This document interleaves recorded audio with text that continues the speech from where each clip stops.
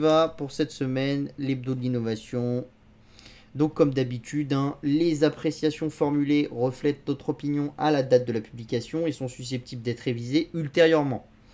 Nous effectuons des recherches méticuleuses pour nos articles et recommandations, mais nous ne sommes pas responsables des erreurs ou omissions qui pourraient y figurer. Rappelez-vous que les actions sont spéculatives par nature, n'y investissez pas plus d'argent que vous pouvez vous permettre de perdre. Les performances passées ne reflètent pas les performances à venir. Avant d'investir, nous recommandons à nos lecteurs de consulter un conseiller financier indépendant ou un courtier. Sur l'aspect des cryptos, parce que je sais que j'ai eu quelques retours et tout ça, c'est la même chose, c'est encore plus risqué qu'une action. Il faut voir une crypto un peu comme une option. Donc faites très attention. Quand on en parle ici, on en parle avec des optiques de très long terme. Ça ne doit représenter qu'une poche très marginale de votre capital. Une poche que vous devez juger comme très agressive avec la possibilité de tout perdre, bien sûr. Donc faites bien attention à ça. Maintenant, on y va parce que cette semaine, on a quand même quelques trucs de lourd sur lesquels parler. Pas beaucoup d'infos, mais beaucoup de choses que je juge quand même un peu importantes. Donc on commence cette semaine avec Cruise AI qui part à la conquête de la Californie. Donc on va commencer par une petite vidéo de Poppy. Et après je vous expliquerai en détail pourquoi je pense que l'information est importante. Et on ira sur le reste. Donc je me tais. Voilà. Et on y va. On se retrouve dans 2 minutes 30.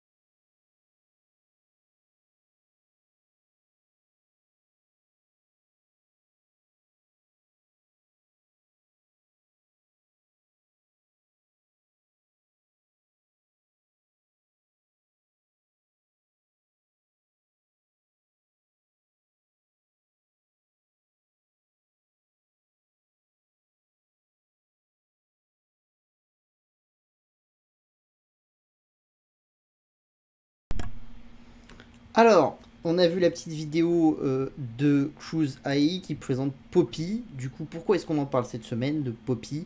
Parce que c'est la première application de transport autonome qui, dans l'état de la Californie, va avoir le droit de prendre des clients sans chauffeur à côté pour superviser l'engin. Donc en fait, il faut savoir qu'à l'heure actuelle, quand vous prenez du Waymo ou quand vous prenez du Cruise AI, hein, qui sont les deux entreprises qui ont le droit de faire de la conduite autonome en Californie en vous en payant, exactement comme à Uber, vous avez soit quelqu'un qui est dans le véhicule, soit quelqu'un qui contrôle le véhicule à distance, dans un centre de contrôle, d'accord? Mais vous avez forcément soit l'un, soit l'autre.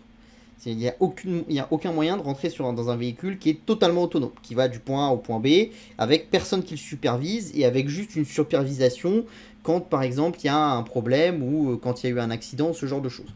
Et bien là, Cruise AI, ils ont obtenu cette semaine le droit de lancer le premier test de marché où en fait, vous allez pouvoir commander votre taxi de manière totalement autonome qui va vous amener du point A au point B, qui sera du coup un Poppy.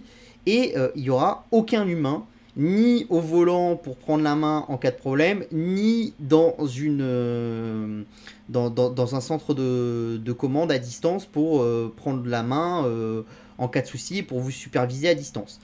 Il n'y aura une prise en main de la part de Cruise qu'en cas d'accident ou si la voiture juge qu'elle est plus capable d'avancer elle-même. Donc ce que nous dit Cruise dans sa communication, c'est que par exemple, si la voiture juge que là, elle est plus capable, elle va s'arrêter et elle va demander à quelqu'un de prendre la main à distance, ce genre de choses. Donc le but, c'est quand même d'être le plus autonome possible et c'est très intéressant parce que ça vous montre quand même quelque chose, c'est qu'on avance à grands pas vers ce moment où dans certaines villes, alors je doute qu'avec Poppy on puisse aller absolument partout dans la Californie. La base de ce qu'ils nous ont annoncé, c'est quand même des bouts de la ville de Los Angeles et ce genre de choses. C'est pas encore toute la Californie, mais le droit leur autorise de faire sur toute la Californie. Ils n'arrivent pas encore à le faire avec la technique, mais le droit les autorise. Donc quand ils vont réussir à amener n'importe qui d'un point A à un point B dans la Californie de manière autonome, vous comprenez que ça va vraiment être une révolution qui va avoir des impacts colossaux pour le marché de la voiture, pour Uber, pour Lyft et pour tant d'autres concurrents. Donc c'est vraiment une étape parce qu'on se défait de l'humain qu'on avait mis en assistance du véhicule autonome et le fait que l'État de Californie permette ça, ça vous montre quand même que les gens de chez Cruise, les gens qui gèrent Poppy, etc., ils ont été capables d'amener des données et de prouver à l'État californien que c'était une bonne chose de faire ce genre de choses. Et donc ça, c'est vraiment pour moi une étape. Alors, c'est pas l'étape ultra clé qui veut dire que demain, on va tous utiliser des véhicules autonomes. Mais pour moi, c'est vraiment quelque chose qui, dans le scénario, nous montre qu'on avance bien. Et à chaque fois, on passe des étapes clés. Et chaque étape clé qui est passée, ça nous amène encore plus près de ce véhicule totalement autonome qui serait capable de nous transporter où on veut et qu'on pourrait appeler n'importe où dans Paris, par exemple, pour aller d'un point A à un point B. Donc ça, c'est quelque chose qui est quand même intéressant. Ce qui est d'autant plus intéressant, c'est que Cruise a obtenu ce droit avant Waymo. Il faut savoir que vous aviez deux sociétés qui se permettent de transporter, enfin, qui ont le droit de transporter des personnes avec des véhicules autonomes en Californie, c'est Waymo et Cruise. Et ce qui est rigolo, c'est que Waymo le fait depuis très longtemps, et pourtant c'est Cruise qui a réussi à avoir ce droit avant Waymo. Donc ce qui va être intéressant, c'est de savoir à quelle vitesse Waymo va avoir le même type de droit. Est-ce que c'est parce que la Californie a jugé qu'il ne voulait pas donner une avance à Google, donc il préfère favoriser d'autres acteurs, ce genre de choses. C'est des choses sur lesquelles il va falloir voir un petit peu dans le temps comment ça se passe. Si Google l'obtient très vite, on pourra dire que c'est juste parce que l'État de Californie a décidé que les deux acteurs étaient arrivés à un certain niveau technologique. Si Waymo n'y arrive pas, il faudra demander et il faudra voir ce que l'État de Californie nous dit pour donner une raison qui fait dire que Waymo n'est pas arrivé à cette étape-là. Et pourquoi Waymo n'y est pas arrivé, etc. Donc tout ça, il va falloir se poser quand même de petites questions. Mais pour moi, c'est quand même une très bonne nouvelle, surtout pour Cruise, mais aussi pour le marché de la conduite autonome, que de se libérer, entre guillemets, de ce chauffeur assistant qu'on avait pour les véhicules autonomes. On continue, du coup. On continue aussi avec Good, qui est une start-up américaine qui veut faire de la viande de laboratoire. Hein. Donc ça, vous savez, ça fait quelques temps qu'on en parle aussi. Hein. Et je vous ai déjà expliqué que je pensais que c'était l'avenir, etc. On avait parlé des nouvelles unités de production qui étaient mises en place comment ça s'appelle, oh, j'ai perdu le nom, en Israël. Il me semble que c'était dans la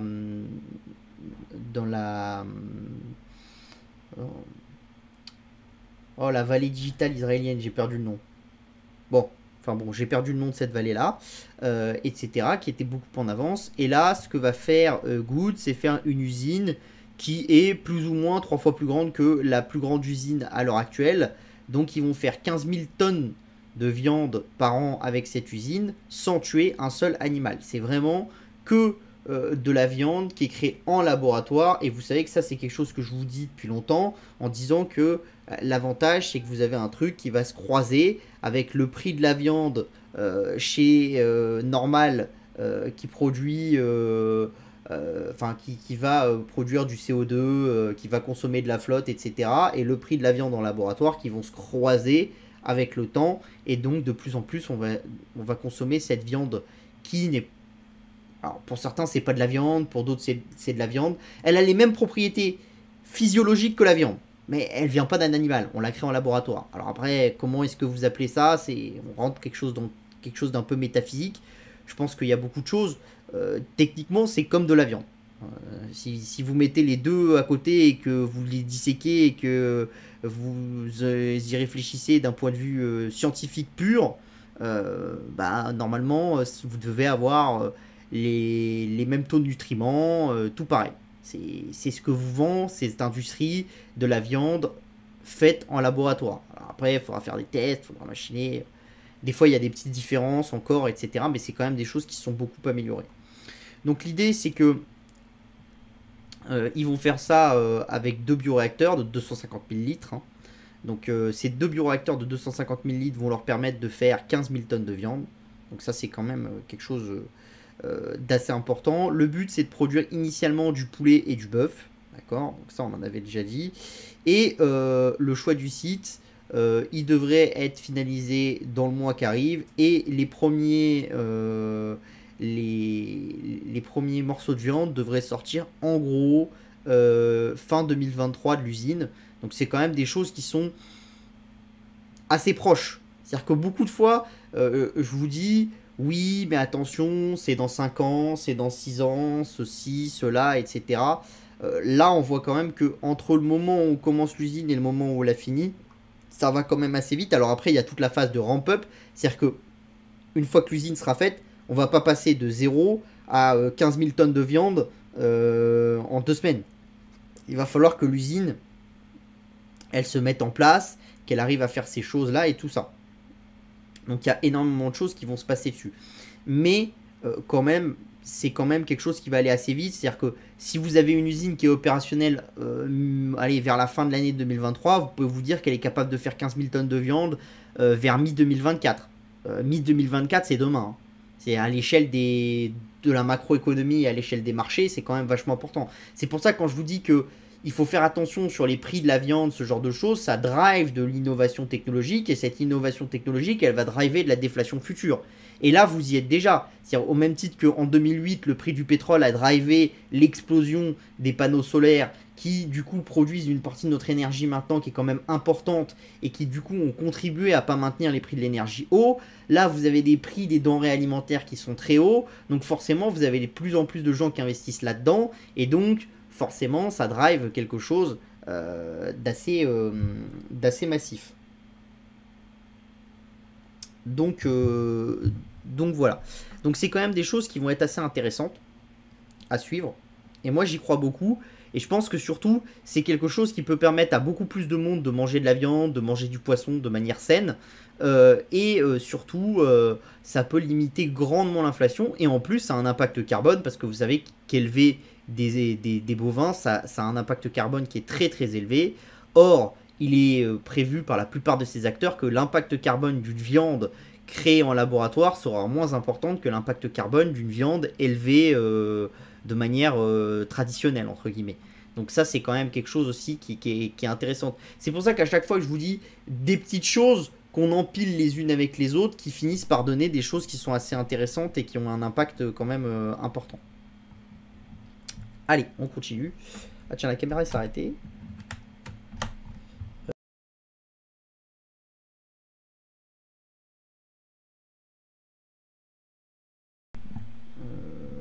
Je sais pas pourquoi la caméra s'est arrêtée.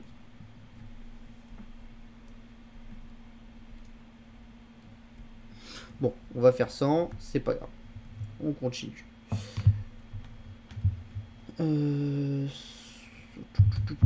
Alors attendez, parce que normalement, ce que je peux faire, c'est ici, et c'est vous mettre...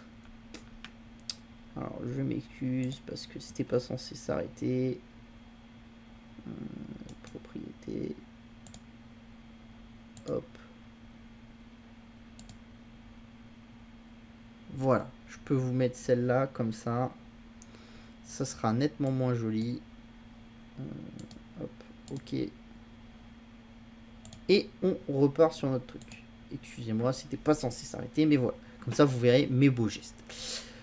On continue aussi avec une première oreille imprimée en 3D transplantée à partir des cellules d'un patient. Donc c'est 3D Bio Therapeutics qui a utilisé les cellules d'un patient pour imprimer une oreille et la greffer à un patient. Donc c'est une première étude, hein, c'est une phase 1, 2A, hein, d'accord, donc c'est une phase clinique de base. Ça va surtout être sur des enfants, d'accord, donc ils vous le disent, c'est des enfants atteints de microtia, alors en français c'est microtopia je crois, ou quelque chose comme ça, qui affectent 1500 bébés, donc c'est des gens en fait qui naissent, mais qu'avec une partie de l'oreille.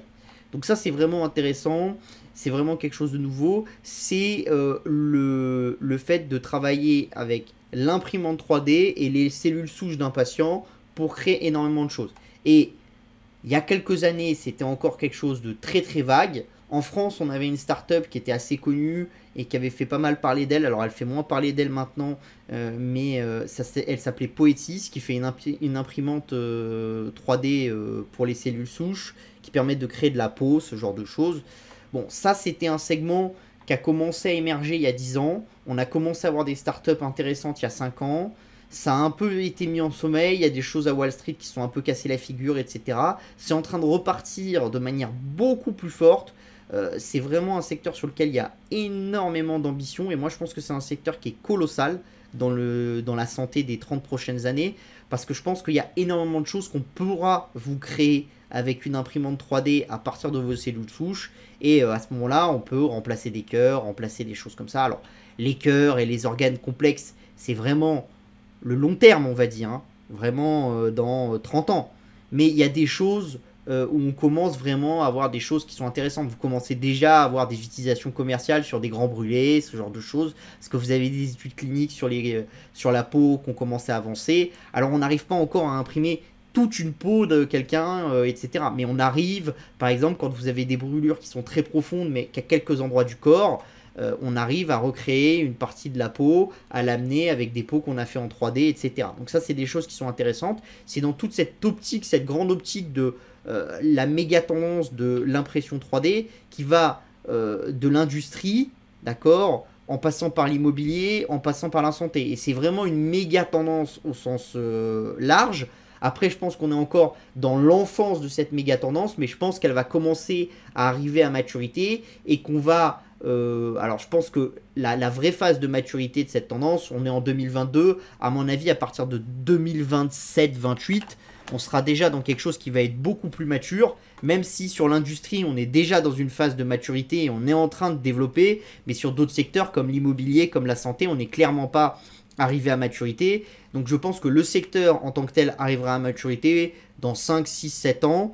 Et à partir de 2030, ça va vraiment devenir, à mon avis, un gros secteur dans lequel on va avoir des très très grands acteurs. Alors après, est-ce que c'est des acteurs actuels qui vont devenir les leaders de ce secteur-là? Est-ce qu'il y a des nouveaux acteurs qui vont se lancer?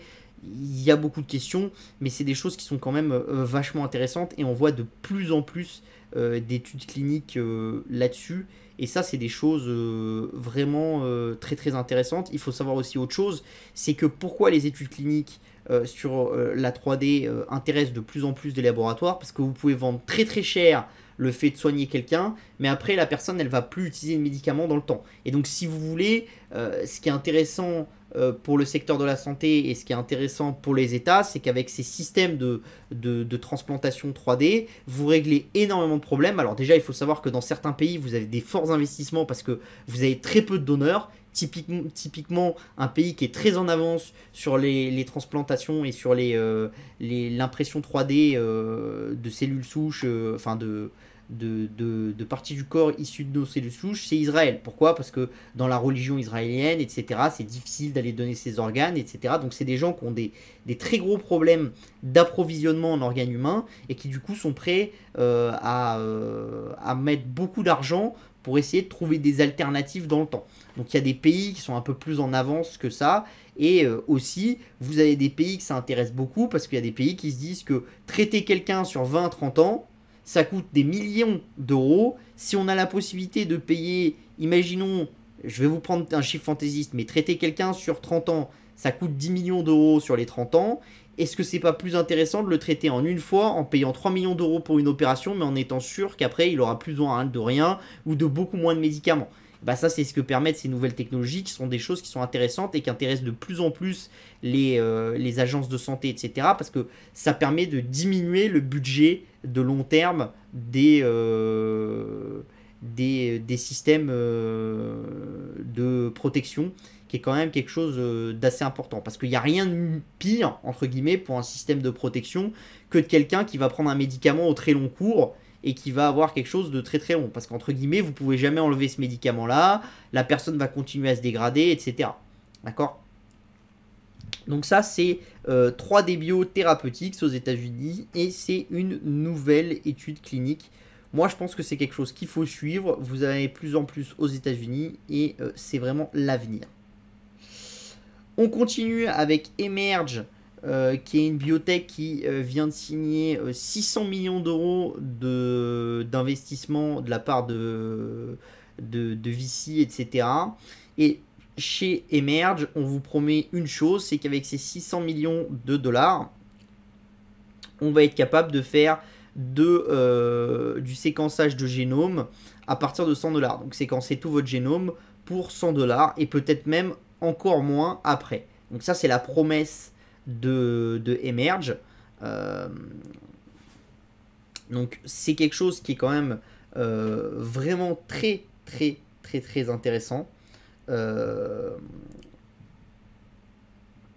Et quelque chose qu'il va falloir suivre de façon importante. Pourquoi? Parce qu'encore une fois, je vous l'ai déjà expliqué, le fait d'être capable de séquencer le génome de tout le monde, ça permet d'identifier des choses à long terme, d'améliorer et d'optimiser notre suivi du patient, etc. Et si vous êtes capable, par exemple au niveau de la sécurité sociale, de séquencer le génome de tous les Français, de l'anonymiser, de mettre dans une base de données, etc., et ben vous allez vous rendre compte que tel séquençage de génome fait que vous avez plus de chances d'avoir des cancers, des choses comme ça. Donc vous avez des capacités à aller dire à des personnes qui ont tel génome de se faire tester plus souvent que d'autres, ce genre de choses, et donc d'aller identifier des cancers ou d'autres maladies beaucoup plus tôt. Et donc en les identifiant plus tôt, vous avez une qualité de vie pour le patient qui va s'améliorer et vous avez un coût pour la sécurité sociale qui va diminuer. Alors on n'en est pas encore là parce qu'en France on a peur à chaque fois qu'on fait une grande base de données, on s'imagine que ça va forcément être mal utilisé, ceci, cela, vendu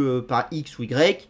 Bon, moi je pense qu'à terme, c'est quand même des choses qui nous permettront de faire d'énormes économies et d'améliorer le soin. Je pense que de toute façon, autour de la table, tous ceux qui sont là dans le chat, etc., seront tous d'accord pour dire que voilà, il y a un coût de se faire soigner en France, c'est un coût que la société doit payer, soit on augmente les impôts à terme pour permettre de continuer à investir dans le système, sans donner ces données, soit on optimise le système pour avoir la même qualité de service, et donc optimiser le système, ça veut dire par exemple lui amener de la donnée, lui amener notre génome, lui dire quand est-ce qu'on ne va pas bien, porter des choses qui nous permettent de suivre nos problèmes cardiaques, ce genre de choses, et donc optimiser notre capacité d'apporter des éléments qui permettent aux médecins de savoir de quoi on est atteint, quand, comment, etc. D'accord ? Pour vous donner une idée, j'ai réutilisé le graphe de, des Anglais. Donc ça, vous voyez, c'était en 2001, le premier génome, le coût du séquençage du génome, on était en gros à plus d'1 milliard, d'accord. Alors là, ils l'ont mis en cost per row mégabase. Voilà, donc ça vous donne pas pour séquencer le génome complet d'un homme. Mais dites-vous qu'ici, ça coûtait à peu près 1 milliard, d'accord. Maintenant, on est aux alentours de 1000 $ et eux, ils pensent arriver à 100 $. Donc on est ici. Et la loi de Moore, elle nous dit que si on avait respecté la loi de Moore sur le séquençage de l'ADN, ce qu'on respectait les premières années à peu près jusqu'en 2007, on devrait être à quelque chose comme aux alentours, alors on est à peu près ici, on devrait être aux alentours de 100 000 $ à peu près, d'accord. Un peu plus. On devrait être aux alentours de 100 000 $ et vous voyez bien qu'on est à 1000 $. Là, vous avez la séquençage. Si on mettait ce dont on parlait avant, le prix de la viande en laboratoire, vous auriez une courbe qui est encore plus descendante et qui descend encore plus vite que ce que vous avez avec le séquençage. D'accord. Si on prenait le prix du kilowattheure des cellules photovoltaïques, vous auriez quelque chose qui descend encore plus que le séquençage d'ADN. Donc, vous voyez qu'à chaque fois qu'on empile des nouvelles technologies, en fait, à chaque fois, on descend encore plus vite qu'avant. Donc ça veut dire quand même que l'innovation qu'on a mis dans le passé nous permet d'innover encore plus dans le futur et de s'ouvrir des portes qui sont considérables. Et donc ça, je pense quand même qu'il faut l'avoir en tête quand on est un investisseur et même quand on est un humain, parce que c'est quand même quelque chose qui est extrêmement positif pour nous. C'est vraiment... ça veut pas dire on a eu... Parce que trop souvent, j'entends des gens nous dire oui, on a vécu une période de super innovation des années 80 aux années 2010, et puis maintenant, on n'y arrive plus. C'est pas vrai. On y arrive encore mieux qu'avant. C'est juste que, comme vous êtes dans le quotidien, bah en fait, vous voyez moins vite l'innovation que quand vous regardiez en vous disant putain, quand je suis né dans les années 80, j'avais pas de smartphone et puis maintenant j'en ai un, quoi.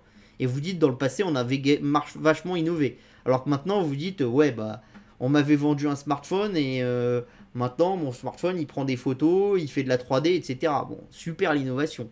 Bon, c'est parce que vous regardez, vous comparez un phénomène de long terme, c'est-à-dire les 10 ou les vingtaines ou les trentaines d'années de vie que vous avez vécu avant, avec ce que vous voyez sur 2-3 ans, sachant que forcément ce que vous voyez sur 2-3 ans et ce qui arrive chez vous, c'est pas l'innovation.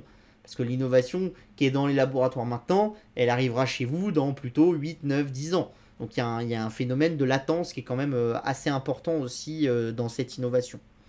Mais moi, ces graphiques-là, ça me fait dire quand même que tous ceux qui vous pondent des choses en disant l'inflation de long terme, ce genre de choses, il y a quand même peu de chances que ça arrive. Parce que vous prenez absolument tout. Et on pourra, je pense, demain créer, on en a déjà parlé la semaine dernière, avec la startup qui a été sélectionnée par Elon Musk, qui voulait emprisonner le carbone et créer des minéraux avec from scratch en permettant de faire ce que la nature fait sur des centaines de millions d'années et de le faire en format très condensé. Bah, dites-vous bien une chose, c'est quand cette startup elle va y arriver, au début, faire 1 gramme de nickel, ça sera beaucoup plus cher que de l'extraire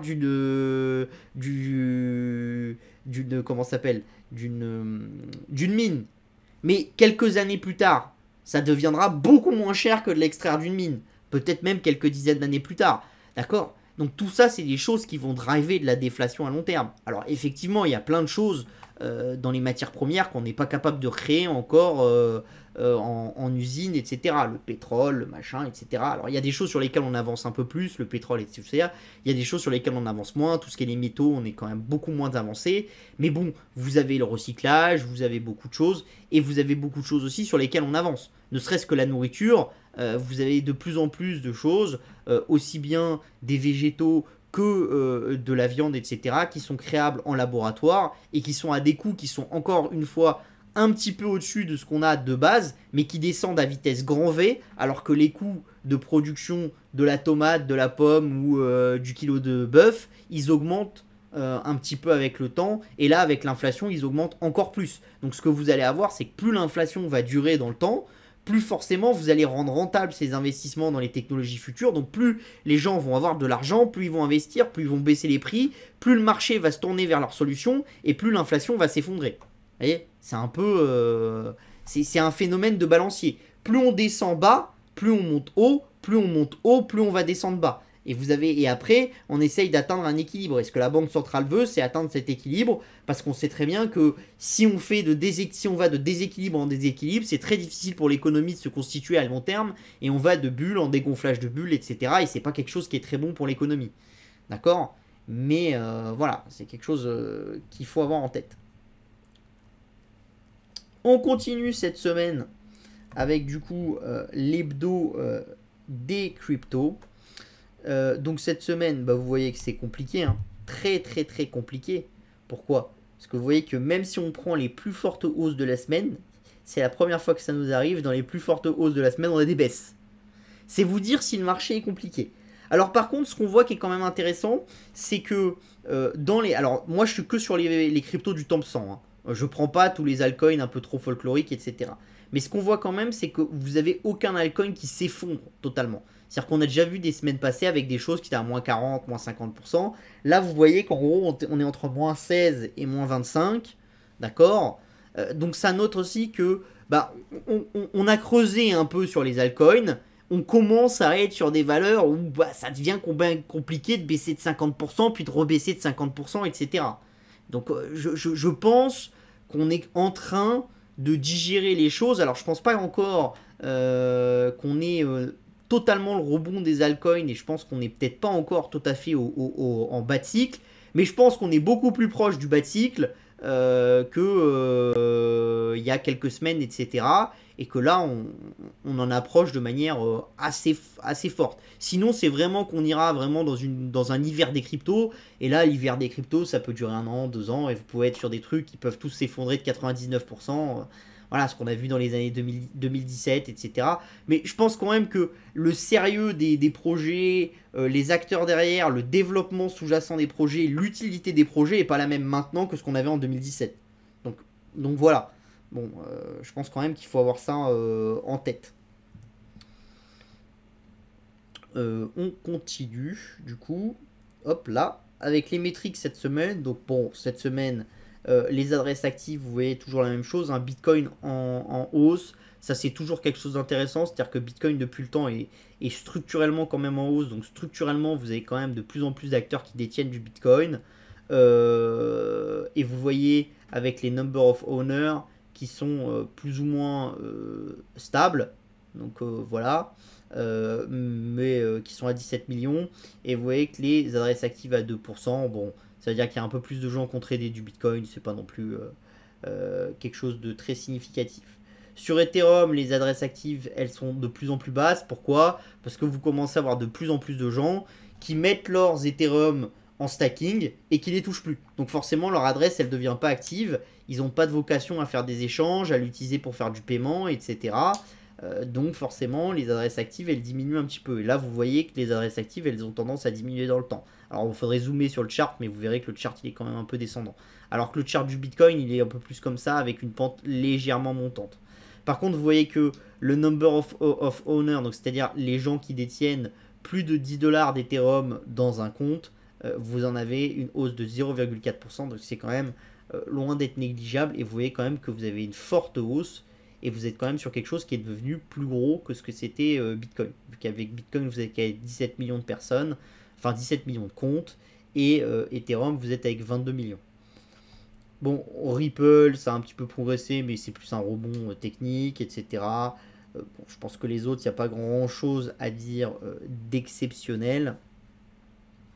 Sur la transfer value, bon, vous voyez que tout est en baisse, donc ça veut dire quand même que les volumes sont pas si forts que ça, hein. Surtout que vous avez les daily transferts en nombre d'échanges. Bon, vous voyez que c'est pas si fort que ça. Donc il n'y a pas une activité de trading très très forte. Alors vous avez des paires qui font quand même des activités bien plus fortes qu'avant. Par exemple, si vous regardez ce qui est intéressant, une paire qui est vraiment beaucoup plus forte cette semaine, c'est Stellar par exemple. Vous avez vraiment une grosse spéculation. Vous l'avez aussi sur Ripple, etc. Bon, ça c'est un peu plus... voilà. Au niveau des stablecoins, bon, bah, vous avez quasiment tous les stablecoins en number of owners qui sont en hausse. Hein. Le seul qui est stable, c'est l'UOB qui est à 0%, mais après vous avez quasiment tout qui est en hausse. Vous voyez que vous avez toujours l'USDC qui est en forte hausse, comme le Tether sur Tron. Donc ça, c'est les deux gros stablecoins qui tirent le marché, entre guillemets. Bon, le reste, le gold en hausse un petit peu, parce que voilà, ce genre de choses. Vous voyez que le nombre d'adresses actives diminue très fortement, parce que vous avez beaucoup de gens qui décident d'acheter un stablecoin, de le garder, et de se dire, tant que la spéculation n'est pas revenue dans le marché des cryptos, la hausse n'est pas revenue, je réinvestis pas. Donc voilà, ça c'est des choses qui sont intéressantes.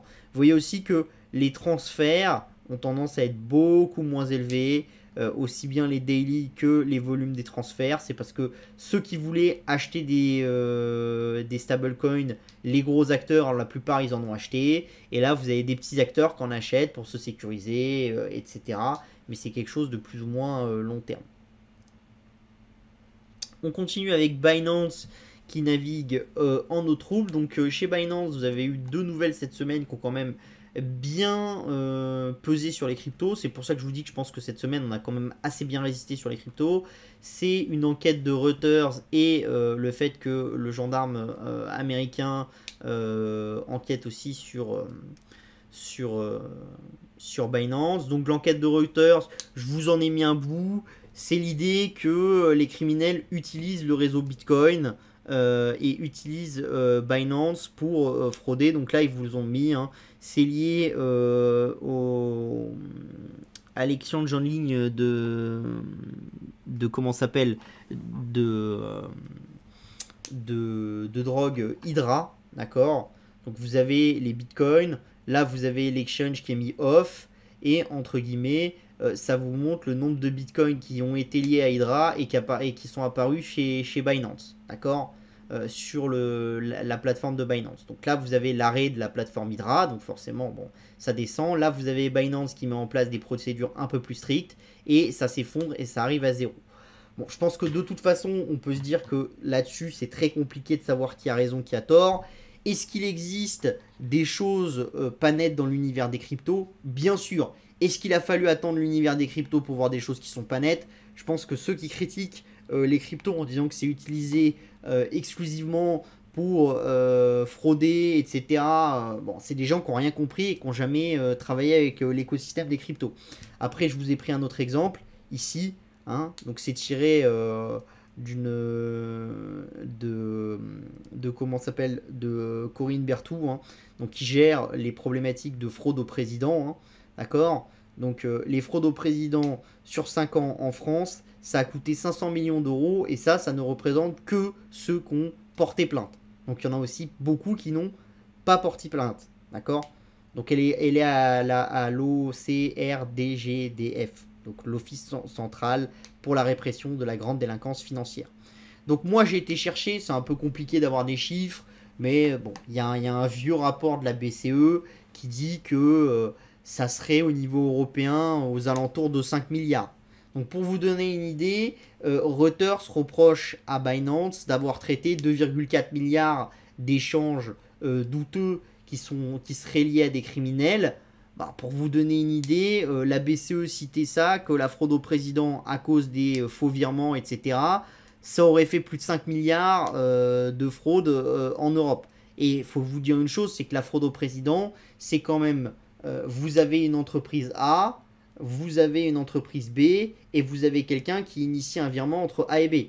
Et vous avez des banques qui sont très connues pour être des banques qui sont ouvertes à la fraude au président et avec lesquelles les escrocs travaillent. Même titre, vous avez des banques à Malte, etc., qui sont très mal notées. Pourquoi? Parce que tous ceux qui font du CFD en mode un peu folklorique, des casinos, etc., bah, ils passent par ces acteurs de la finance et ces acteurs bancaires sur des paradis fiscaux ou non, ou sur des zones où il y a moins de droits. Voilà, on ne vous dit pas que toutes les banques et que le virement bancaire est une mauvaise solution parce que c'est utilisé par les fraudeurs. Voilà. il y a une partie des virements bancaires qui sont utilisés par les fraudeurs. Bah forcément, quand vous initiez un système, il y en a une partie qui est utilisée par des fraudeurs. Donc je pense que pour Binance, pour Coinbase, etc., forcément, vous êtes utilisé par des fraudeurs. Après, il y a autre chose, à mon avis, à long terme, c'est que c'était des boîtes qui se structuraient, donc c'est toujours plus difficile quand vous êtes au tout début d'un secteur, que vous êtes un peu dans l'idée que tout le monde est mignon, que tout le monde est gentil, d'aller mettre en place vos procédures de recherche interne, de KSI, etc. Donc KSI, c'est Know Your Customer, donc connaître son client, ce genre de choses, pour vraiment savoir qui fraude pas, alors qu'une banque classique, elle a ses équipes depuis un certain temps, elle a une certaine lourdeur, etc. Et donc elle maîtrise mieux.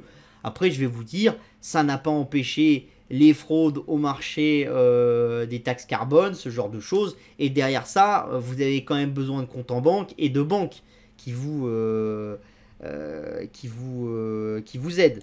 Donc dites-vous bien une chose, c'est que derrière chaque fraude, il y a généralement toujours un banquier. La fraude à la TVA, ce genre de choses. Alors ça veut dire que la banque, elle s'en est pas rendu compte. Ou alors elle s'en est rendu compte trop tard. Donc c'est comme Binance. Vous avez toujours des trous. Je pense que bon, peut-être dans l'univers des cryptos, il y a un peu plus de trous dans la raquette. Mais je pense que c'est plus dû au fait que cet univers est récent que le fait que Binance soit une entité créée par le crime organisé spécialement pour recycler de l'argent sale, etc.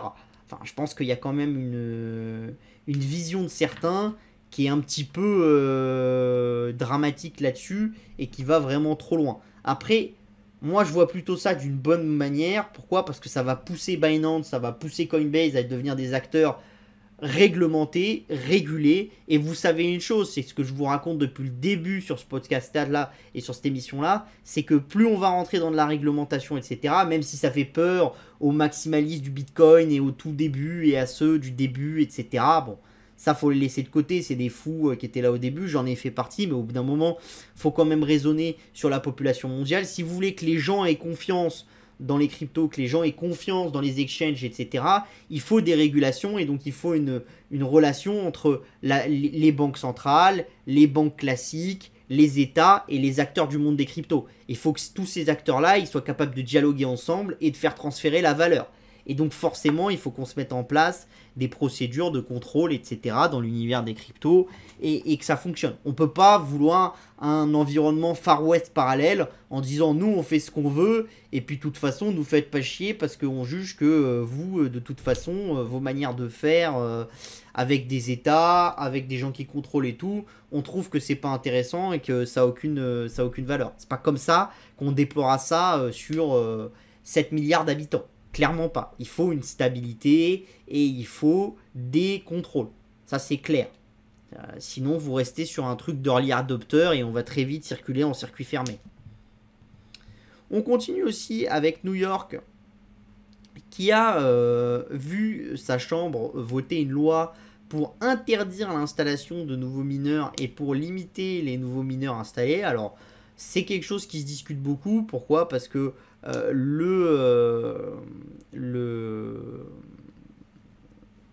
gouverneur a depuis un peu rétro-pédalé en disant que son équipe avait pas vu à quel point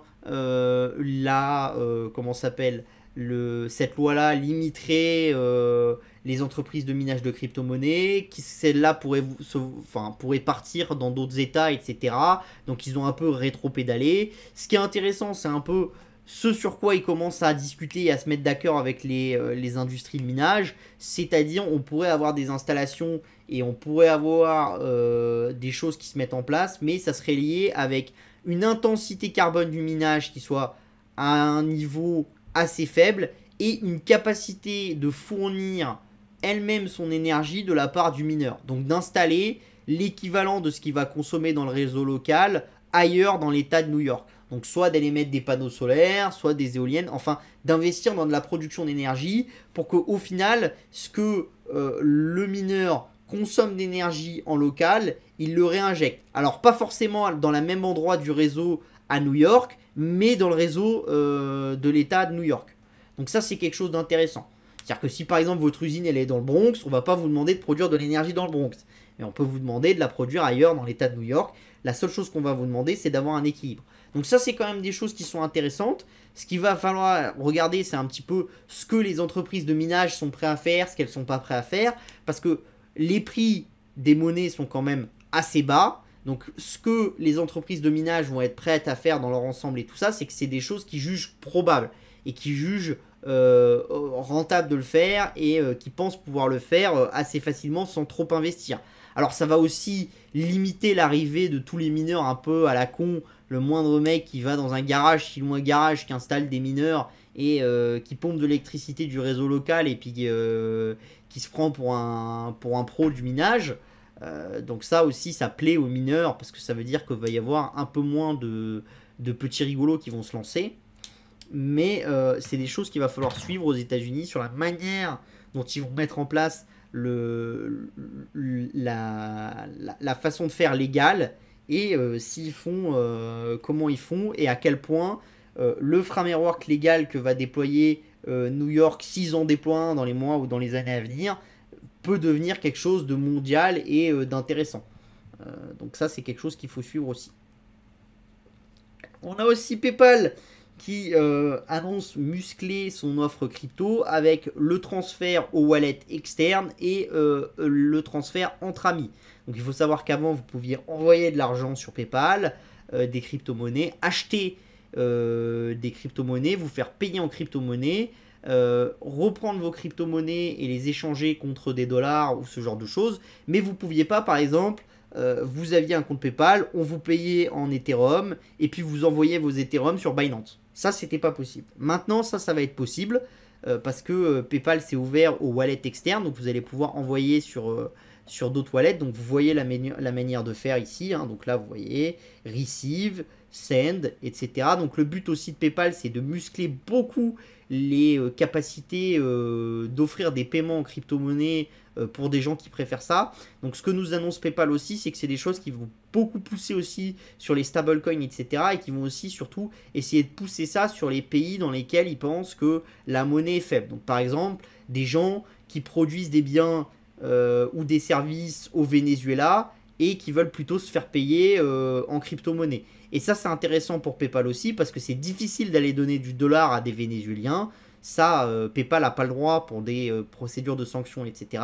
C'est beaucoup plus simple d'aller donner des bitcoins, etc. Ça, c'est pas interdit. Alors, ça pourrait le devenir. Peut-être qu'à terme, la Fed interdira aussi de payer en crypto-monnaie pour éviter justement que les sanctions créent trop de problèmes. Mais c'est quand même des choses qui sont assez intéressantes.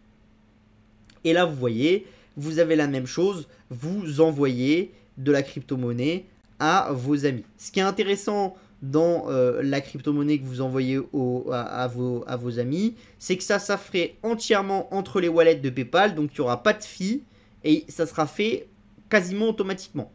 Donc ça, c'est quand même quelque chose de très très très très très intéressant, d'accord ? C'est vraiment quelque chose de très intéressant, parce que ça veut dire que si par exemple, vous voulez, mettons, je sais pas, vous payez une bière, un jeune paye une bière à un autre jeune, l'autre veut le rembourser en bitcoin, il peut le rembourser en bitcoin. Et celui qui recevra pourra recevoir directement en dollars, etc. Leur but après, c'est de permettre aussi à des gens, par exemple à des jeunes, à travers leur filiale Venmo, etc., vous avez payé une bière à votre pote vous rembourse en bitcoin, vous voulez pas de bitcoin mais vous voulez que des dollars, automatiquement ça fera la conversion et ça fera comme si vous a remboursé en dollars. Donc ça, c'est des choses qui sont intéressantes et c'est vraiment des nouvelles features qui sont vraiment très très très intéressantes et qui montrent que PayPal s'intéresse de plus en plus aux cryptos, s'ouvre de plus en plus aux cryptos. Et même si pour le moment, je pense que ça va pas apporter énormément de revenus à PayPal, je pense que dans le long terme, ça peut en apporter beaucoup. Et je pense que là où PayPal a un vrai avantage, c'est que le carnet d'adresses, comme il vous le montre ici, de PayPal, vous l'avez déjà rempli depuis très longtemps et donc vous connaissez les gens. Et donc c'est facile de dire, tiens, je rembourse mon copain parce qu'il est dans PayPal, etc. Vous avez déjà fait ça. Alors que c'est vrai que, par exemple, dire à quelqu'un, est-ce que tu as un compte Coinbase pour lui envoyer des fonds, etc. C'est un peu plus complexe, il faut que vous remplissiez l'adresse l'adresse, etc. Enfin, c'est beaucoup plus lourd. Donc ça, je pense qu'au niveau utilisation, c'est quand même beaucoup plus simple et ça a quand même beaucoup d'avenir dans le temps. On continue avec l'hebdo du gaming cette semaine, donc avec Tencent qui va lancer Honor of King hors de Chine. Donc il faut savoir que bon, Tencent, ils ont toujours pas obtenu depuis plus de 11 mois le droit de sortir un nouveau jeu, donc ça commence à être compliqué.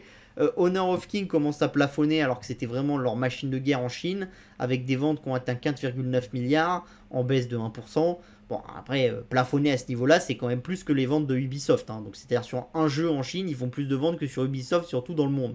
Et c'est quand même colossal comme machine. Donc, la société a enregistré 4% de croissance sur ses revenus provenant de hors Chine. Vous savez qu'on avait parlé de l'édition de leur label qui était Level Infinite, qui va consister à... Ils avaient un label qui consistait à importer les jeux occidentaux en Chine, d'accord ? Et maintenant, avec Level Infinite, ils arrivent sur quelque chose d'un peu plus complexe. Ils veulent importer les jeux occidentaux en Chine à travers Level Infinite et d'autres labels, et importer les jeux chinois hors de Chine à travers Level Infinite et d'autres labels.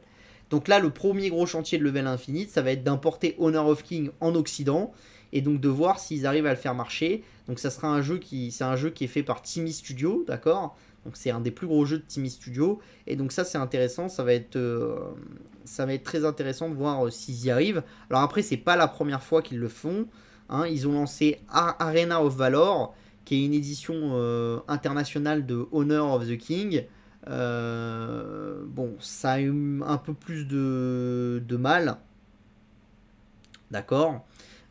C'était un peu plus compliqué. En plus, il y avait d'autres problématiques parce que c'était un jeu qui n'avait pas le même nom. C'était un jeu qui était vraiment concurrent avec League of Legends, qui était à l'époque vraiment en pleine bourre en Occident, qui est détenu à 100% par Tencent aussi, hein, parce que c'est édité par Riot Games, qui est détenu à 100% par Tencent. Donc, ils avaient vite arrêté. Ils en avaient profité quand même à Arena of Valor pour en tirer des profits. Donc, par exemple, tout ce qui est... ils en avaient filé les droits, par exemple, à SEA International, qui a permis à SEA International de commencer à croître, etc. Et qui leur a permis d'obtenir des parts dans SEA, qui s'est beaucoup développé depuis, etc. Donc il y a vraiment énormément de choses sur lesquelles ils ont bâti. Ce qui est intéressant, c'est que là, ils changent complètement de braquet. Quand ils avaient sorti Honor of King de Chine, ils l'avaient rebrandé et ils voulaient le rendre occidental.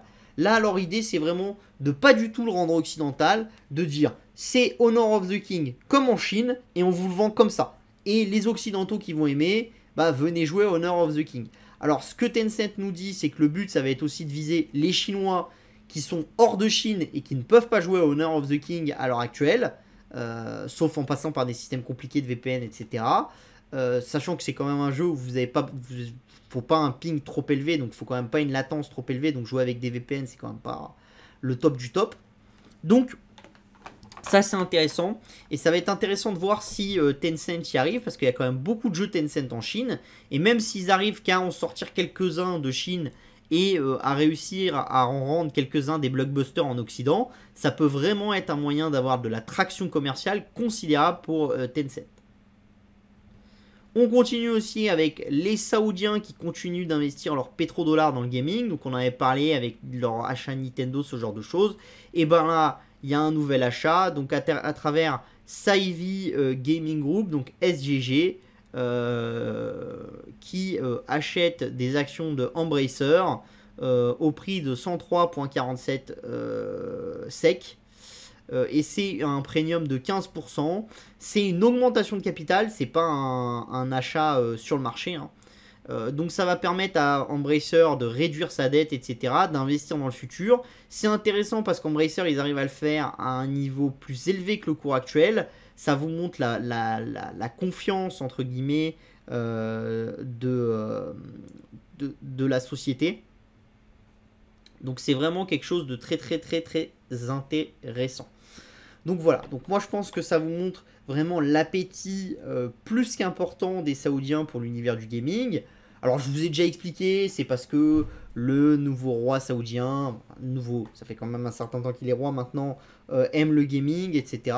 Bon, je pense qu'il y a d'autres choses aussi derrière, je pense que c'est parce qu'il se doute que le gaming est un vrai média de très long terme, qui est très très intéressant, dans lequel va y avoir assez peu d'acteurs qui vont durer à très long terme, où une petite dizaine d'acteurs va sûrement contrôler 70% du marché. Et donc c'est très intéressant. Parce que les Saoudiens, ce qu'ils recherchent, c'est des rentes pour passer l'après-pétrole. Et n'oubliez pas que l'OPEP, et même avec l'OPEP+, etc., ça contrôlait plus de 60% du marché il y a quelques années. Ça en contrôle péniblement 38% l'OPEP. Et avec l'OPEP+, ils en contrôlent péniblement 55%.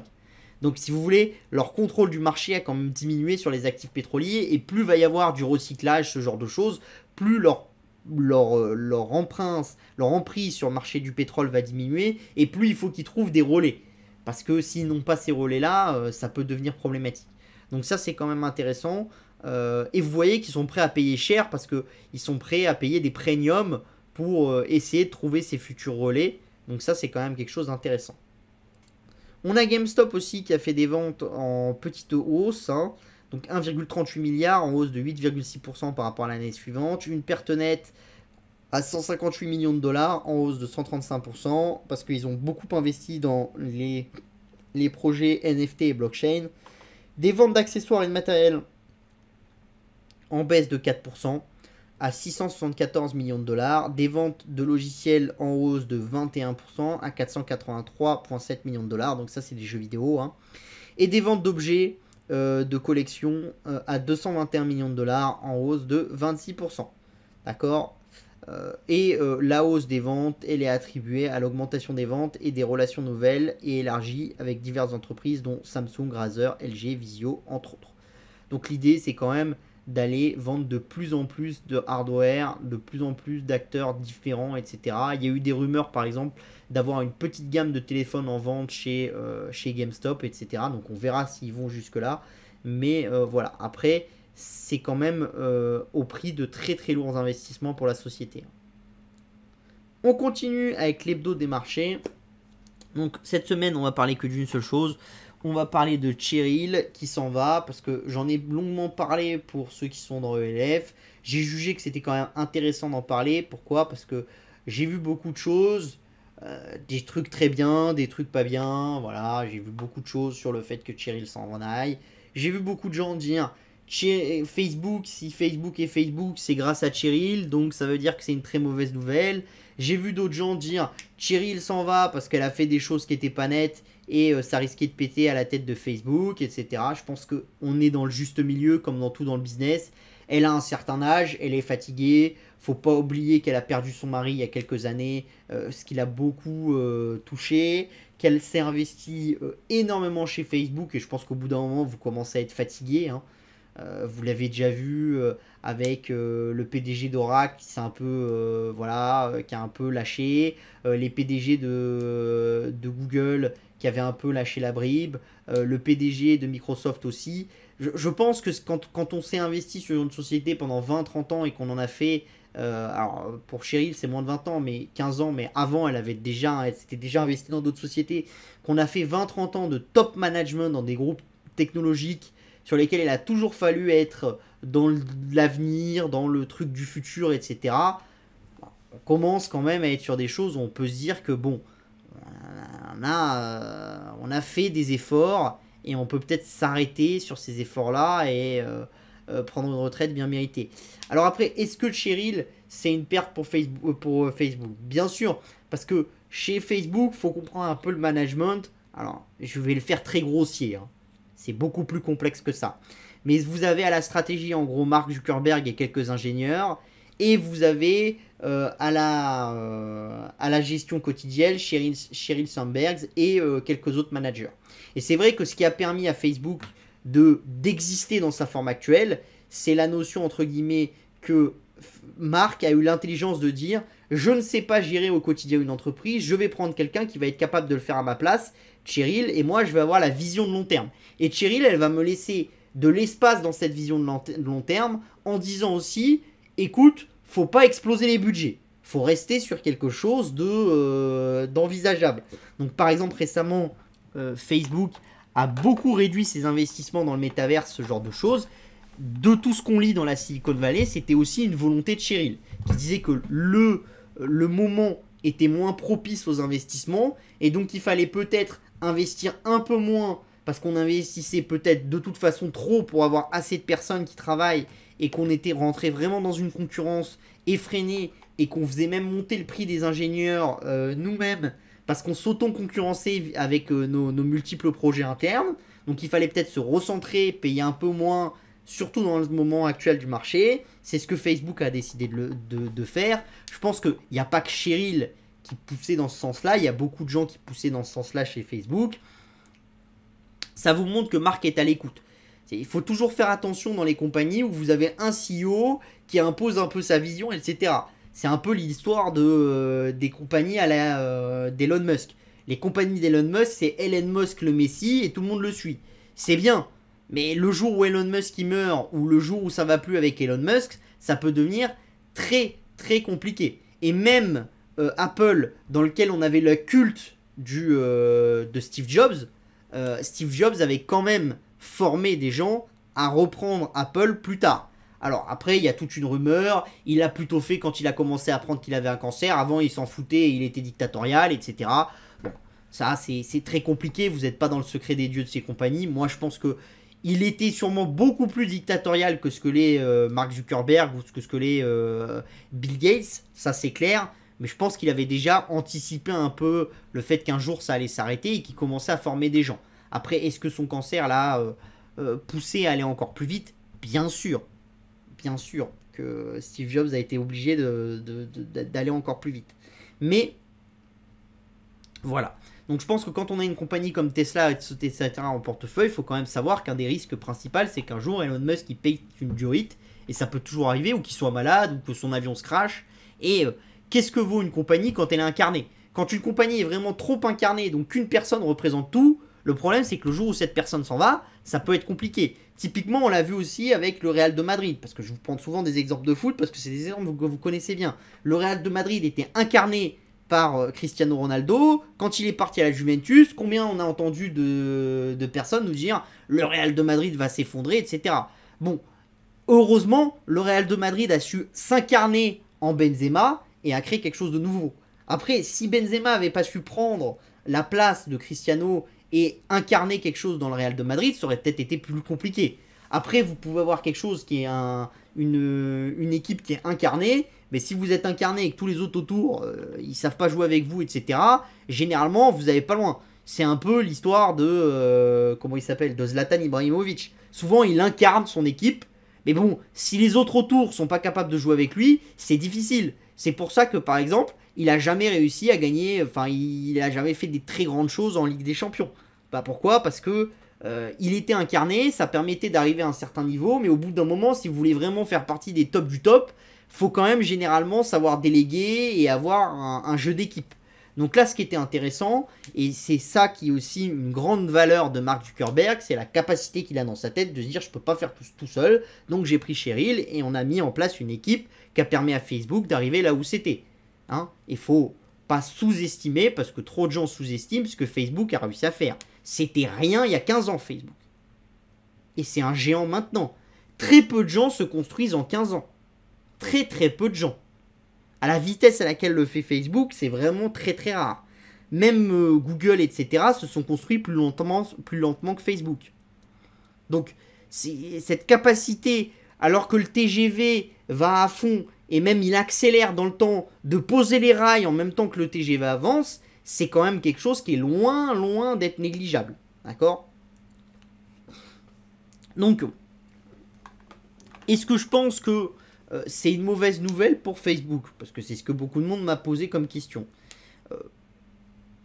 Oui, on peut pas se le cacher. Parce que c'est quand même un super élément. Est-ce que c'est une mauvaise nouvelle qui remet tout en question chez Facebook? Non. C'est comme tout à chaque fois que vous faites quelque chose. Quelqu'un s'en va dans votre équipe, est-ce que c'est une mauvaise nouvelle? Bien sûr, parce que vous aviez quelqu'un en qui vous avez confiance, quelqu'un, vous connaissez sa capacité de travail et vous le remplacez par quelqu'un de nouveau. C'est forcément un risque. Mais ce risque, il peut se révéler bien plus positif qu'au prévu. Pourquoi? Parce que vous recrutez quelqu'un qui est plus jeune, qui a encore plus envie de travailler, etc. Puis qui a des nouvelles idées parce qu'il est plus jeune. Et du coup, il apporte de l'énergie nouvelle et il pousse le business vers quelque chose d'encore plus grand. Et il remet du charbon dans le business. D'accord? Alors après, des fois on recrute quelqu'un de nouveau, puis ça marche pas du tout et c'est un échec. Donc ça remet du risque dans Facebook, ça c'est clair, parce qu'il va falloir l'en remplacer et c'est compliqué. Après je pense que chez Facebook maintenant il y a tout un écosystème qui va se mettre en place pour choisir la remplaçante de Cheryl. Je pense aussi que Mark Zuckerberg est beaucoup plus intelligent que certains veulent le croire, et donc il est capable de juger de qui est capable de remplacer Cheryl et ce genre de choses. Donc je me fais pas de soucis. Et je pense que Cheryl elle-même, elle n'est pas partie du jour au lendemain comme ça. Elle a préparé sa relève. C'est quelqu'un qui a écrit beaucoup de bouquins sur le management, etc., que je vous encourage à lire. Je pense que c'est quelqu'un qui a quand même largement préparé son départ, etc. Alors, est-ce qu'il a été précipité parce que vous commencez à avoir des médias américains qui disent qu'il a été précipité. Pourquoi? Parce qu'il y a une enquête interne, parce qu'elle aurait fait pression sur le Daily Mail à l'époque, parce qu'il y a quelques années, elle était en couple avec l'ancien le PDG actuel d'Activision, qui est jugé, qui est attaqué pour des plaintes de harcèlement, ce genre de choses. Et du coup, ça crée des histoires, est-ce qu'elle l'aurait couvert, etc. Donc, est-ce que Facebook s'est dit, ça devient un peu plus difficile autour de Cheryl, donc on va l'exfiltrer avant que ça lui explose à la tête, ou même est-ce que Cheryl s'est dit, je vais partir avant que... Voilà, parce qu'une fois que vous êtes parti à la retraite, généralement on vous cherche moins de noises que quand vous êtes à la tête d'un groupe, ça j'ai jamais vraiment très bien compris, mais bon, il se trouve que quand vous êtes à la retraite et quand on peut plus vous virer, vos faits sont moins importants. Je vois pas très bien pourquoi, mais bon, c'est comme ça dans le monde du journalisme. Donc voilà. Mais je pense quand même qu'il y a une structuration qui est telle chez Facebook que vous n'êtes pas sur un truc qui repose sur 2 personnes. Ce qu'il va falloir voir, c'est... Cheryl, elle avait quand même une capacité de tempérer Mark Zuckerberg dans le temps. Et il l'a respecté beaucoup.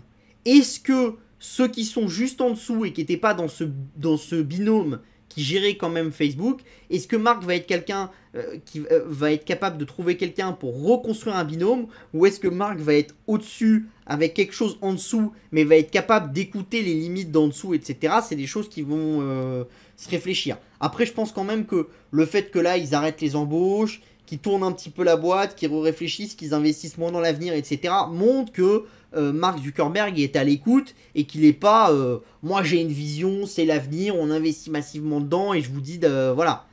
Et pourtant chez Facebook vous avez des sacrés mecs qui ont fumé bien le calumet de la paix, hein. La dernière fois je voyais le mec qui s'occupait de leurs investissements dans le métaverse. Le mec il racontait dans 5 ans tout le monde va utiliser le métaverse. Moi j'étais derrière ma chaise, j'ai dit bon courage, je t'attends, va voir maman et va lui faire utiliser le métaverse. A déjà du mal à lui faire utiliser Internet, alors métaverse, bon, hein. Tout le monde veut utiliser le métaverse, paraît un peu compliqué. Alors après, peut-être que c'était de l'auto-persuasion et que c'était plutôt du marketing, etc. La façon dont il le disait et l'ambiance dont il le disait, je pense qu'il y avait aussi de la conviction. Après, je pense que quand on fait une technologie, il faut forcément être convaincu de sa technologie. Parce que quand vous innovez, tout le monde commence par dire que votre truc c'est de la merde, pour après dire, ah finalement il était intelligent. Souvenez-vous, hein. Quand comment ça s'appelle, quand Steve Jobs a sorti les premiers iPods, etc., tout le monde a commencé à se dire qu'est-ce que c'est ce con qui veut digitaliser la musique et faire payer titre par titre. Jamais de la vie les gens feront ça. Après, quand il a sorti l'iPhone, les gens ont dit c'est quoi ce con qui veut permettre à tout le monde d'appeler tout le monde n'importe quand et d'utiliser ça pour utiliser sur internet, etc. Et d'y ajouter des fonctions intelligentes. Rappelez-vous, hein, vous pouvez aller voir des éditos du Monde, etc., disant que c'était l'outil d'asservissement suprême, le smartphone, parce qu'on allait pouvoir consulter ses mails dessus. Et donc que c'était une énorme connerie et que les gens, ils n'allaient pas vouloir l'utiliser.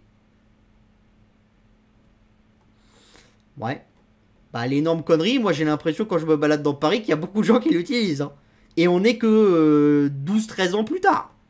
C'est pas non plus quelque chose qui a mis 50 ans. Donc quand vous commencez une innovation, il y a toujours des gens qui commencent par dire que votre innovation c'est de la merde, que personne l'utilisera, etc.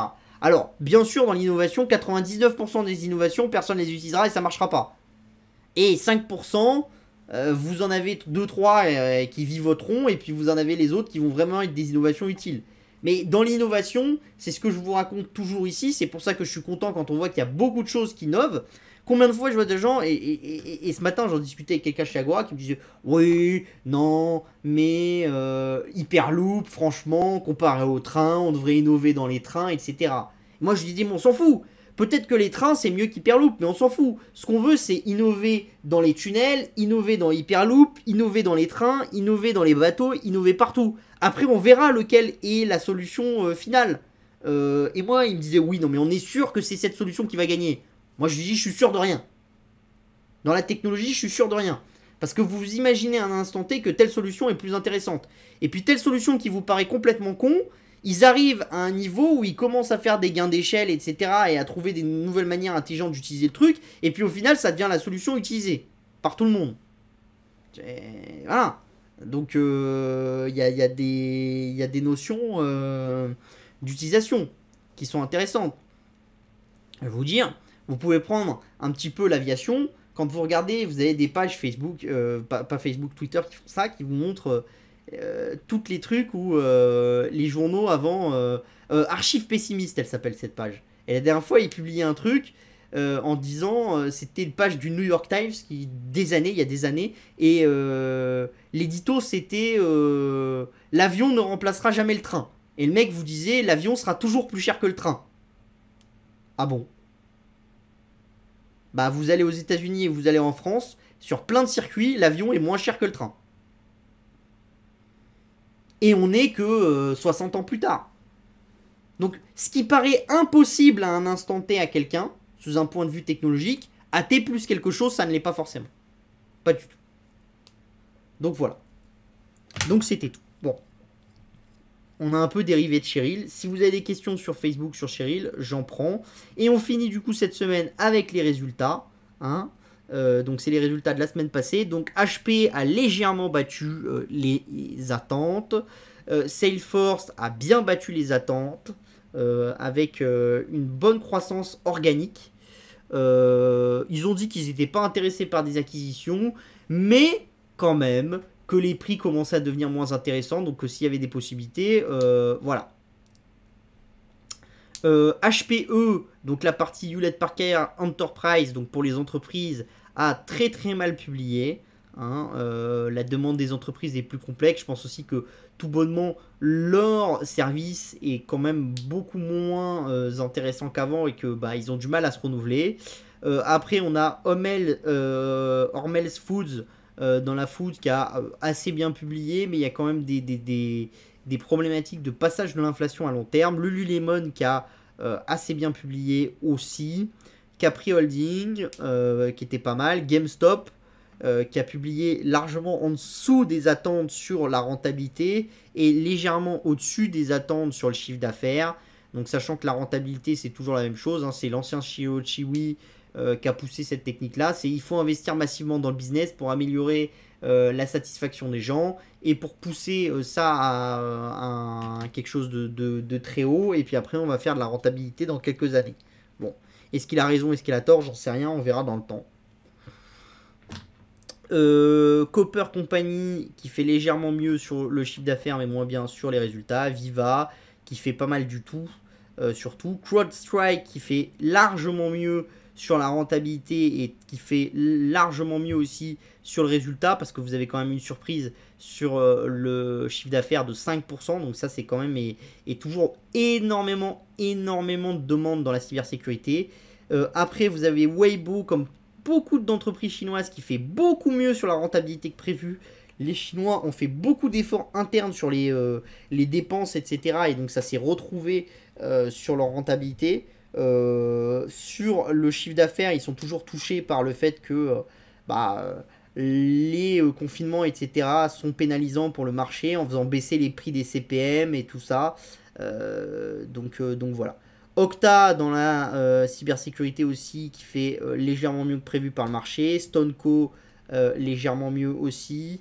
MongoDB qui fait largement mieux sur l'EPS que prévu et qui fait assez mieux, enfin même beaucoup mieux sur le chiffre d'affaires.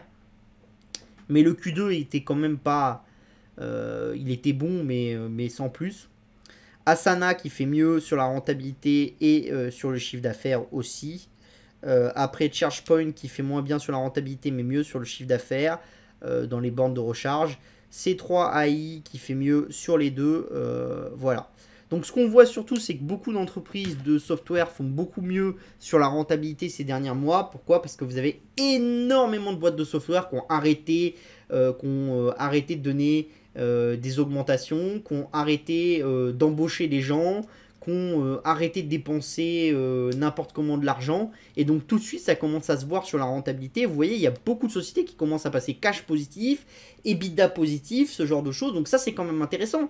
Parce que ce qu'on voit quand même, qui était quand même largement pas ce qu'on a vu en 2000, c'est qu'en 2000, quand les sociétés se sont effondrées, beaucoup de sociétés ont eu beaucoup de mal à passer cash flow positif. Il leur a fallu 2, 3, 4 ans. Et beaucoup de sociétés ont vécu sur le cash qu'elles ont levé à l'époque de la bulle de 2000. Là, ce qu'on voit de plus en plus, c'est qu'il y a eu une bulle cette année, mais il y a quand même des business plans des sociétés qui sont respectés et des capacités de délivrer de la valeur de ces sociétés qui commencent à se voir. Donc ça, pour moi, ça veut quand même dire que le marché est quand même pas du tout la même chose et qu'on n'est quand même pas du tout sur ce qu'on avait en 2000, c'est-à-dire de la spéculation sur du vent. On a spéculé sur le fait que les gens allaient tous se convertir. Par exemple, il y avait les trucs de fou avec, par exemple, les rendez-vous médicaux en ligne, avec Arc, etc. Et avec toutes les boîtes qu'il y avait dans ce secteur-là, comme Teladoc, avec des gens et des analystes qui vous disaient dans 5 ans, tous les Américains téléconsulteront. Et mais comment faut être con pour dire dans 5 ans, tous les Américains téléconsulteront? J'attends que mamie, 70 ans, au fond du Wisconsin, elle prenne son PC au lieu d'aller sur son médecin et qu'elle téléconsulte. Enfin, sérieusement, en 5 ans. Faut pas prendre les gens pour des débiles non plus, quoi. Il y a une limite. C'est un peu comme si, à l'époque où Steve Jobs avait sorti ses smartphones, s'il nous avait dit, dans 5 ans, tout le monde utilisera des smartphones. Bien sûr que non. Donc, de l'abus, il y en a eu. Je pense que dans l'abus, c'était plus sur la taille de marché, en disant la taille de marché a aucune limite, ou le marché va être converti très rapidement. Mais ça ne change pas que c'est quand même différent des 2000, parce que dans les années 2000, on connaissait ni la taille de marché, ni le marché, ni comment on allait convaincre le marché. On connaissait rien. C'était vraiment du vent. C'est château de cartes. Là, je pense qu'on n'est largement pas sur un château de cartes. Donc, on est quand même vachement plus intéressant. Donc, voilà. On va passer à vos questions, comme d'habitude. Hein, si vous êtes intéressé par New Tech Insider, vous n'hésitez pas. Donc, je vais voir un petit peu les questions sur mon téléphone. Hop là. C'est le sang de l'animal qui donne le goût. Oui, il y a en partie de ça. Alors après, est-ce qu'ils pourront le reproduire ou pas? J'en sais rien. Ça se discute. En parlant de régulation, j'ai un projet NFT qui a été délisté de OpenSea à cause de 16 desist orders par 3 États américains qui considèrent que c'est une security action. Ouais, bah, oui, c'est possible. Quand on est à la retraite, on vous cherche moins. En France, pas toujours le cas. Sarko et Posa te diraient le contraire. Oui, bon, ça dépend. Awesome Dodo, baguette. Et bah, très bien, Awesome Dodo, baguette. Je suis arrivé un peu tard, donc je ne sais pas si tu en as parlé, mais la Chine déconfine, continue de faire du bise avec la Russie et ne finance pas la guerre, contrairement aux US et l'Europe. La Chine n'a-t-elle pas une grande chance de finir comme grande gagnante de cette période? Je pense pas, parce que je pense que la Chine a ses propres problématiques, a ses propres soucis internes, et ce qu'on voit, c'est quand même que tous ceux qui nous disaient les Chinois vont grandement profiter, vont acheter toutes les matières premières des Russes à pas cher, c'est pas vrai. Ceux qui achètent les matières premières des Russes, c'est les Indiens. Pourquoi? Parce que les Chinois, en fait, ils aiment pas la guerre, donc ils ont pas envie de la financer. Parce qu'ils jugent que c'est un déséquilibre dans l'environnement macroéconomique global. Ils sont très très mécontents du choix des Russes. Pourquoi? Parce qu'ils pensent que les Russes vont effondrer leur économie dans cette guerre, et donc ils savent très bien que le jour où ils vont aller au conflit, si un jour ils vont au conflit avec les Européens et les Américains, bah, les Russes seraient allés plutôt dans leur sens. Donc là, en fait, pour eux, c'est une très mauvaise nouvelle, parce que quand vous lisez les stratèges chinois et tout, ce que ces gens-là vous expliquent, c'est que la problématique, c'est quoi? C'est qu'en fait, bah, vous allez vous retrouver avec un partenaire qui sera beaucoup moins fort que ce qu'il était avant. Donc en fait, les Chinois, ils auraient aimé que les Russes ne fassent rien. Déjà parce que économiquement, ça les aurait avantagés, et parce que géopolitiquement, ça les aurait avantagés. Donc ça, il faut lire un peu. Alors, je vous en parle pas tant, mais il y a quelques stratèges chinois qui en parlent, etc. Et dans quelques journaux chinois, on en parle, et c'est vraiment très très important. Et donc je pense que les Chinois sont conscients qu'ils ne sont pas gagnants de cet environnement-là. Ils n'ont pas envie que la guerre continue, parce que ça te fait des tensions inflationnistes, et ils n'ont pas envie d'inflation, les Chinois. Ils en ont pas du tout envie. Pourquoi? Parce que déjà, pour eux, il y a une inflation interne qui est due au fait que, comme il y a de moins en moins de Chinois qui vont être en âge de travailler, forcément, il va falloir robotiser, il va falloir faire des investissements, et dans un premier temps, ça peut avoir un effet inflationniste. Et les Chinois, ils veulent tempérer ces effets inflationnistes. Donc pour tempérer ces effets inflationnistes, ils ont des besoins d'investir massivement dans les technologies pour baisser les coûts, etc. Et là, ils se retrouvent avec quelque chose qu'ils ne peuvent pas prévoir, qui est une guerre qui fait que le pétrole monte, etc. Et ça ne les intéresse pas du tout.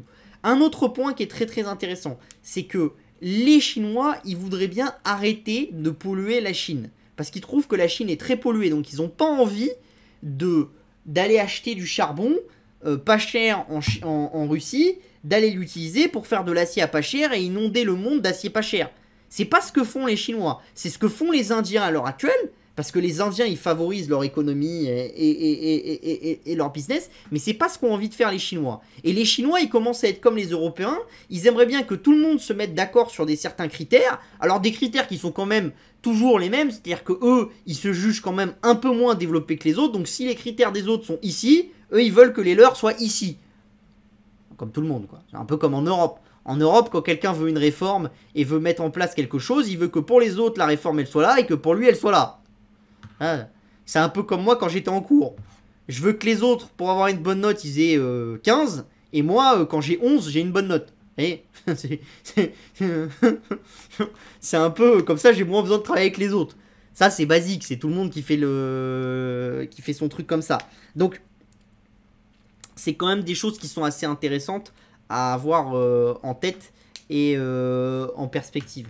Donc je pense que les Chinois sont pas autant gagnants qu'on le pense. Il y a une autre idée qui consistait à dire que comme les Russes le font, les Chinois vont pouvoir envahir Taïwan. Je pense que les Chinois ils sont totalement au courant que Taïwan c'est un non rédhibitoire parce que ça donnerait une puissance technologique à la Chine qui est considérable, qui ne plairait pas du tout aux Américains. Donc c'est très compliqué, ça créerait un déséquilibre mondial extrêmement complexe, etc. N'oublions pas aussi une chose, c'est que vous avez des puces que les Russes demandent de manière assez importante aux Chinois, que les Chinois ne leur livrent pas. Et les Chinois, ils se conforment pas aux limites des Américains pour le plaisir de s'y conforter parce qu'ils ont peur que le marché américain il s'arrête. Vu qu'en plus Biden il est plutôt dans une politique d'enlever les tarifs auprès sur les biens et les services chinois et surtout sur les biens chinois pour réduire l'inflation. Donc c'est pas voilà. Ils n'ont pas de vocation à faire ça. Pourquoi est-ce que les Chinois, ils n'ont pas envie de fournir des semi-conducteurs aux Russes, etc. C'est parce qu'ils n'ont pas envie d'armer les Russes, parce qu'ils n'ont pas envie que la guerre dure.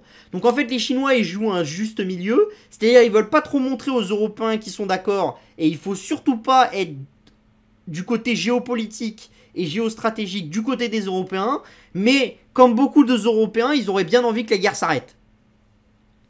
Mais ils peuvent pas se montrer contre les Russes non plus. Parce que sinon, ça serait vraiment problématique. Et s'ils avaient dû se montrer contre les Russes, il aurait fallu qu'ils le fassent au tout début.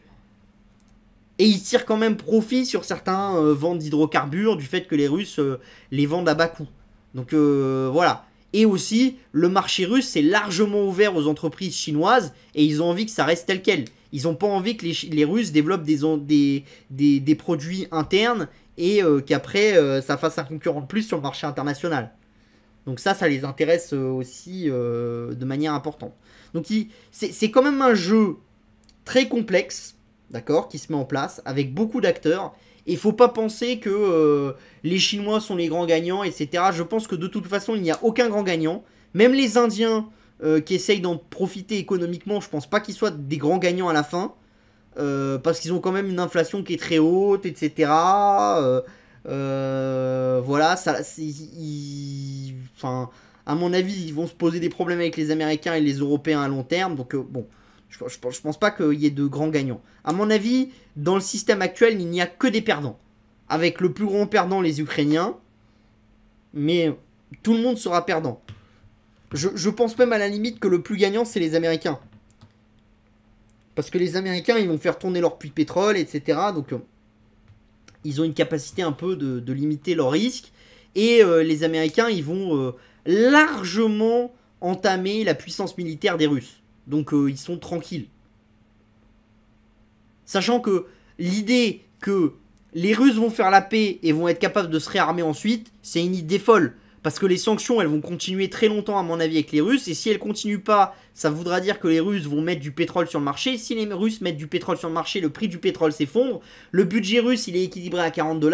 Il y a quand même beaucoup de corruption en Russie. Si le pétrole revient à 60 $ à long terme, ou même à 50 $ ou à 45 $, il n'y a aucun moyen que l'armée russe puisse investir massivement pour reproduire toutes les unités qu'elle a perdues ces derniers mois. Donc, il y a un système un peu complexe qui se met en place.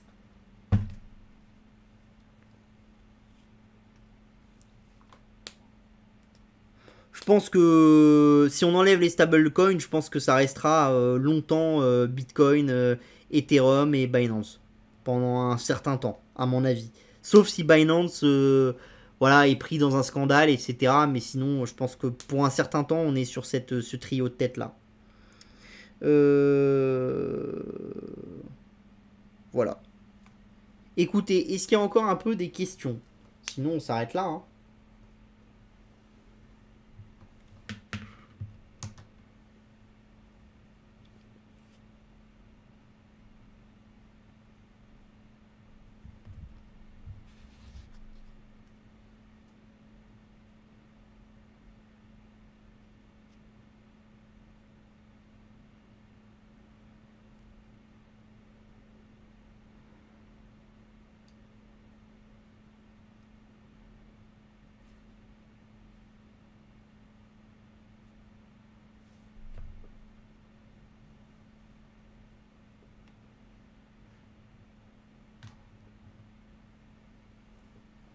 J'aime bien Polygon.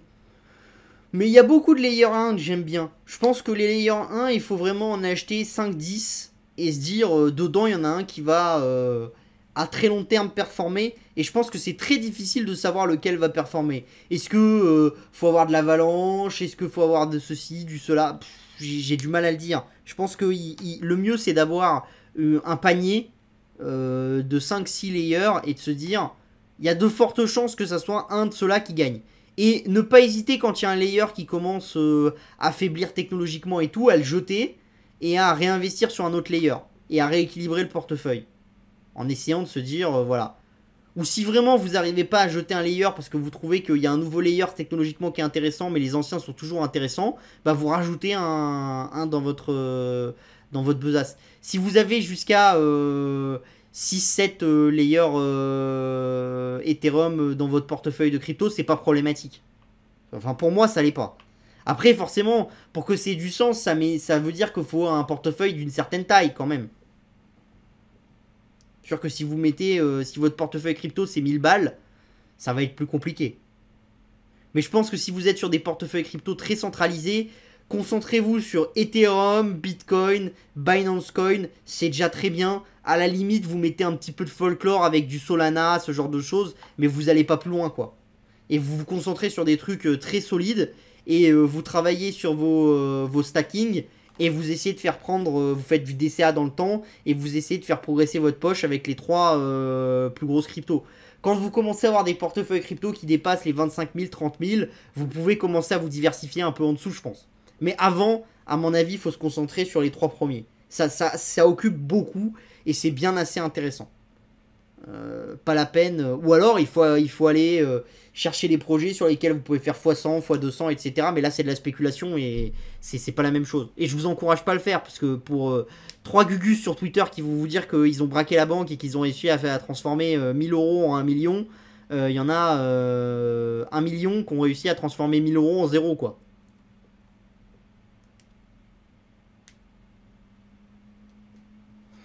pense que les problèmes de Solana sont loin d'être résolus, que ça demande énormément d'investissement de la part de la communauté de développeurs, que c'est un travail de long terme. Après, est-ce que ce que Solana essaye de faire est quelque chose d'intéressant et est-ce qu'ils ont des avantages technologiques forts? Oui. Est-ce que ils ont des multiples pannes et qu'il faut qu'ils arrivent à mettre de la stabilité dans le réseau, et est-ce que ce qui les empêche de progresser à long terme, c'est cette instabilité? Oui aussi. Est-ce qu'ils y arriveront? Est-ce qu'ils y arriveront pas? Je pense que c'est compliqué. Je pense qu'ils ont beaucoup de cartes en main pour réussir, parce qu'il y a quand même beaucoup de gens qui ont envie que cette crypto réussisse. Et qu'il y a beaucoup de développeurs et qu'il y a beaucoup de choses derrière. Donc je pense quand même qu'ils ont, ils ont des atouts dans leur manche.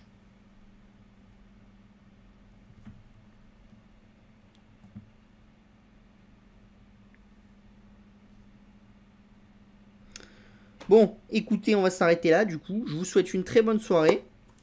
Comme d'habitude, hein, pour finir, n'hésitez pas, si vous avez des questions, la-rédaction-tech@publicationagora.fr, notre chaîne YouTube, vous n'hésitez surtout pas, le site web aussi pour lire nos articles. Et voilà. Je vous souhaite une très bonne soirée et je vous dis à vendredi pour ce d'Elephant Investing Club. Et aux autres de New Tech Insider, ce genre de choses. On se retrouve dans la semaine avec des petites actus pour les sociétés qu'on a en portefeuille. Donc voilà. Et si les produits et services Agora vous intéressent et que vous n'êtes pas sûr que vous voulez avoir plus de renseignements, etc., vous n'hésitez pas à appeler Younes au service client. Vous trouverez le numéro sur le site des publications Agora et ils seront ravis de répondre à vos questions. Je vous souhaite une très très bonne soirée et je vous dis à vendredi pour se abonner à ELF. Bye bye.